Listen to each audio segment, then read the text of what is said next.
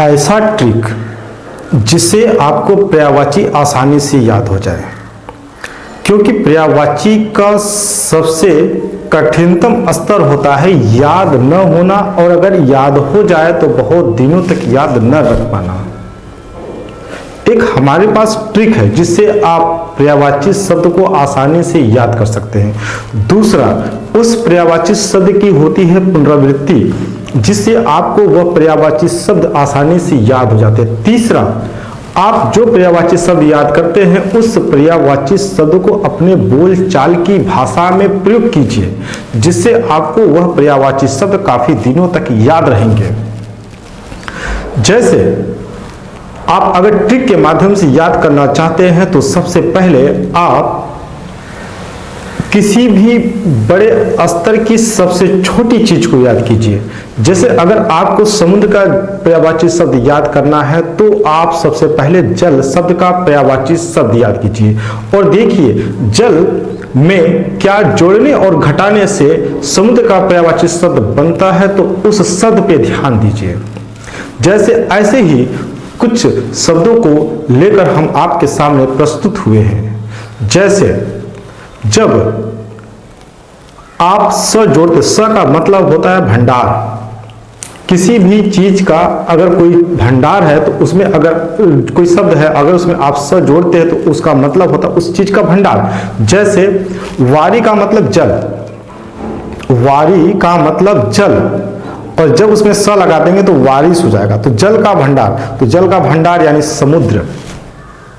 नदी, नदी का मतलब बहती हुई एक सरिता का व्यापक रूप, लेकिन जब उसके अंदर आप स जोड़ते हैं तो उस नदी, वह नदी जहां पे एंड होती है उसका एक भंडार होता है, उसको नदी कहते हैं, इसका मतलब होता है समुद्र।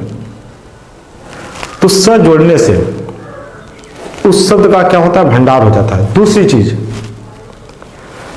जब आप किसी शब्द के अंत में यानी प्रत्यय के रूप में धी या निधि या धाम, ध्यान दीजिएगा, धी या निधि या धाम या अश्विनी जोड़ते हैं तो उसका मतलब होता है उस चीज का भंडार।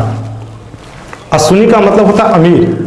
तो यानी कि जब आप जल के आगे अश्विनी जोड़ देंगे तो जल की जो मात्रा है वह और अधिक हो जाएगी। कोई व्यक्ति अमीर कैसे होता है, उसके पास अगर पैसा है तो वह पैसे का अमीर है। कुछ लोग कहते हैं कि वह दिल का अमीर है, तो इसका मतलब उसका दिल बड़ा है, साइज नहीं। तो इसका यह मतलब हो गया कि जब हम जल के आगे अश्विनी जोड़ देंगे तो उस जल का एक व्यापक रूप हो जाएगा। तो आज हम लोग कुछ ऐसे ही शब्दों को याद करने की कोशिश करेंगे।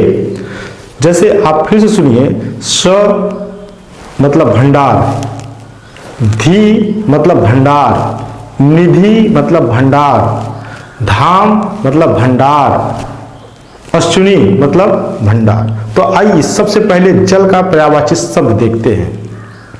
जैसे जल, जल का पर्यायवाची शब्द होता है पय।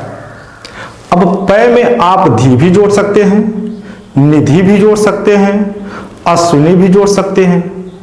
तो जब आप पय में अश्विनी जोड़ देंगे तो हो जाएगा पैश्विनी, पैश्विनी, और मिट जाएगा, क्योंकि जब संधि विच्छेद किया जाता है, इसकी जब संधि की जाएगी तो उसमें से अ हट जाएगा तो बन जाएगा पैश्विनी। इसका मतलब होता है नदी।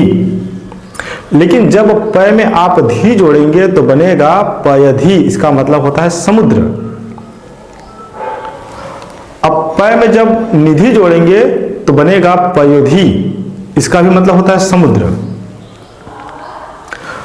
तो इस प्रकार से हम पर्यायवाची शब्द याद करने की कोशिश करेंगे, और सबसे पहले हम जल शब्द की जो पर्यायवाची शब्द उसको याद करेंगे। जैसे वारी, जल का पर्यायवाची शब्द है वारी। जब वारी में आप स जोड़ेंगे तो बन जाएगा वारिस, तो हो जाएगा समुद्र। यानी जल का पर्यायवाची वारी और वारिस समुद्र का पर्यायवाची। नदी, तो नदी जो है नदी का पर्यायवाची है। लेकिन जब नदी में स जोड़ देंगे तो समुद्र का पर्यायवाची हो जाएगा नदीस। तो इस प्रकार से हम पर्यायवाची शब्द याद करेंगे। जैसे जल का पर्यायवाची शब्द नीर,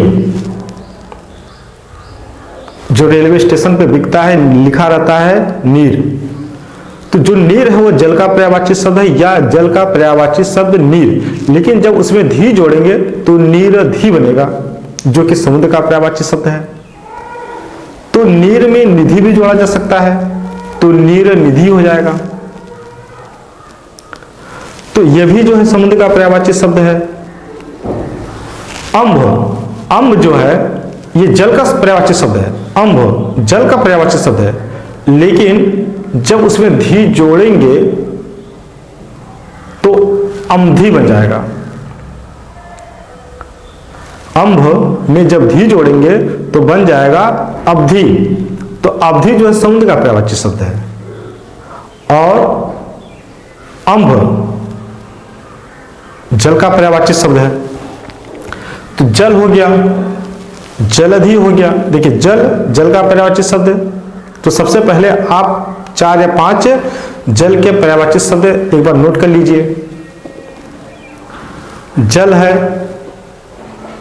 नीर है, वारी है, पय है, अम्भ है, वारी है।